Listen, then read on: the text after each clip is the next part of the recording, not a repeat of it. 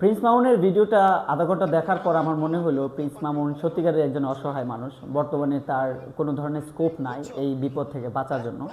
হ্যাঁ, আমরা যারা নেটিজেন আছি তাদের এই বিভিন্ন ধরনের ভালগার ভিডিও দেখে দেখে অভ্যস্ত হয়ে গেছে, অতিষ্ঠ হয়ে গেছে। তারা এর উপর অথবা লাইলার উপর আমাদের রাগ থাকতে পারে, কিন্তু মামুন যেহেতু বাংলাদেশে একজন তরুণ এবং বাংলাদেশে একজন নাগরিক, আমি মনে করি মামুনের একটা অধিকার আছে এই রেপ কেস থেকে বাঁচার। কিভাবে? কারণ আমরা সকলে জানি যে প্রিন্স মামুন এবং লাইলার যে সম্পর্কটা ছিল তা ছিল মিউচুয়াল রিলেশনশিপ। তারা দুজনই নিজেদের আগ্রহে, নিজেদের ইচ্ছায় একজন আরেকজনের সাথে ফিজিক্যাল হয়েছে, সেক্স করেছে, ইন্টিমেসি করেছে। কিন্তু আলটিমেটলি দিন শেষে যখন 2 থেকে 3 বছর পার হয়ে যায়, মামুনের নামে 3 থেকে 4টি 5টি ধর্ষণ মামলা সহ বিভিন্ন ধরনের মামলা দেওয়া হয় এবং এইটা সম্পূর্ণরূপে যে ফেক, মিথ্যে বানোয়াটিটা আমরা সকলেই জানি। কিন্তু আলটিমেটলি বাংলাদেশের আইন এখনও পর্যন্ত মামুনের হয়ে কথা বলছে না। কেন জানেন?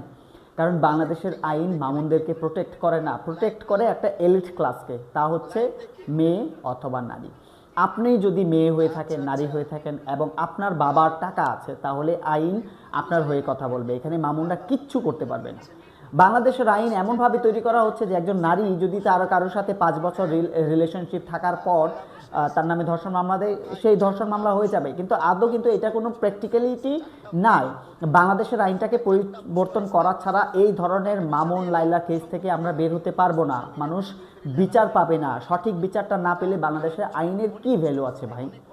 তো আমার এই ভিডিওতে আহ্বান, আমরা যারাই আছি, যারা আওয়াজ তুলতে পারি, মামুনের পক্ষে অবশ্যই আওয়াজ তুলতে হবে। কেননা মামুনকে আমরা অপছন্দ করলেও মামুনের একটা অধিকার আছে, সেটা হচ্ছে সে নিজের মতো করে নিজে স্বাধীনভাবে বেঁচে থাকার জন্য। প্রিন্স মামুন লাইলার কাছে খালি জড়িত থাকতে হবে এমন কোনো ধরনের সংবিধান নেই। বাংলাদেশের আইন নারীদেরকে প্রোটেক্ট করে, এটা আমরা জানি। তবে আইনটাকে পরিবর্তন করতে হবে এবং মামুনদেরকে বাঁচাতে হবে, যাতে করে আমার মতো কালকে আপনার মতো একজনের উপর নারীরা ধর্ষণ কেস দিয়ে দিবে, পরশুদিন আরেকজন দিবে, এই ধরনের কত হয়রানির শিকার হবেন আপনারা। কারণ এটা তো কোনো লিগ্যাল নাই, এর কোনো লিগ্যাল অথরিটি নাই। যদি দুইজন মানুষ মিউচুয়াল আন্ডারস্ট্যান্ডিং মাধ্যমে ফিজিক্যাল হয়, ইন্টিমেসি করে, তাহলে এখানে কোনো ধরনের ল ব্রেকডাউন হচ্ছে না। যদি হয় তাহলে সেটা ফিজিক্যাল অ্যাবিউসের ক্ষেত্রে হতে পারে।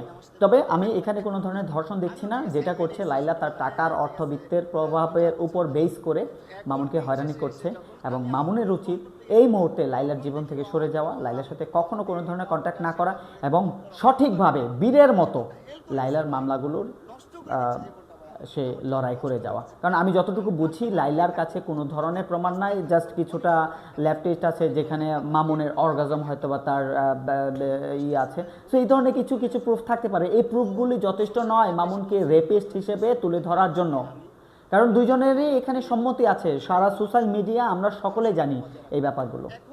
Anyways, thank you.